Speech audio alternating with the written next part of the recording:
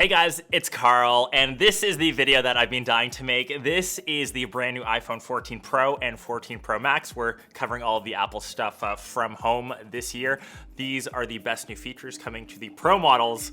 Let's hop in, and obviously the first thing that you see, the iconic new color is purple. So just like before, they are made out of surgical grade stainless steel. So that's that nice bind, or I guess banding around the outsides, which gives it a very premium feel. 4 different colors: space black, silver, gold, and the new deep purple. That's the one that I would probably get just because it's a new color, but I think you can go a bit more muted if you aren't a fan of purple.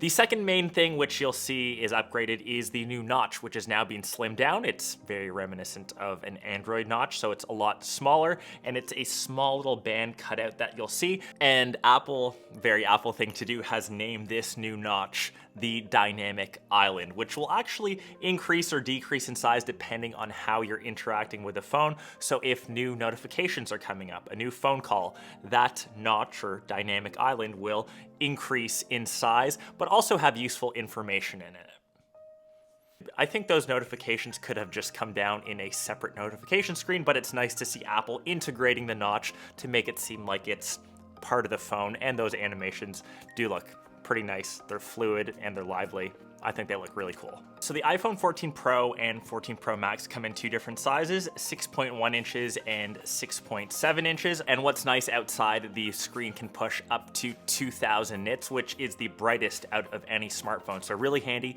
if you are someone that uses your phone outside or you live somewhere sunny. Just being able to see your screen display helps out a lot. A new feature, just like on Apple Watches and a lot of smartwatches in general, the new 14 Pros will have a always on display. So you can always glance at, say, the time of your phone without having to lift it up. So that was pretty much the display, and internally it's powered by the new A16 Bionic chip. It's got 16 billion transistors and built on a new 4nm transistor panel. And obviously, very Apple, it is the fastest chip ever made. And the next biggest thing I think we are all seeing was the upgrades coming to the camera. So just like the 13 Pro, 13 Pro Max, it has a triple camera setup.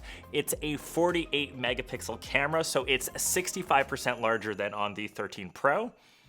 And with that new quad pixel system, it gets 2 times better low light performance than the 13 Pro. So with that new 4 pixel system, they're essentially binning down from that 48 megapixels into 12, but that should, like they said, theoretically have better low light performance, so 2 times actually than the 13 Pro. And obviously from some of these sample shots, they look stunning.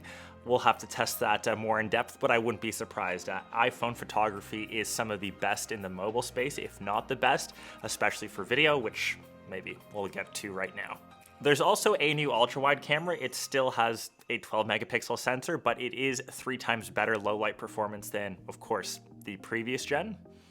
And unfortunately, the telephoto lens, there was no mention of upgrade, so I'm going to assume it's still the same 12 megapixel sensor found on the 13 Pro. If anyone knows more details, let me know. But moving on to video, you can still record in ProRes and now cinematic in 4K at 24 frames for all you filmmakers out there.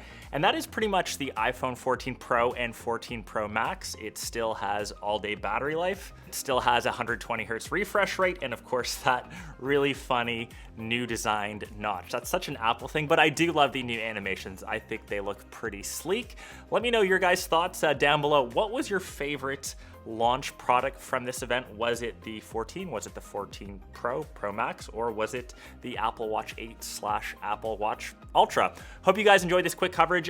Product should be arriving pretty shortly, I think next week from what I remember, but make sure you're subbed, stay posted, and I'll catch the rest of you in my next vids. Peace!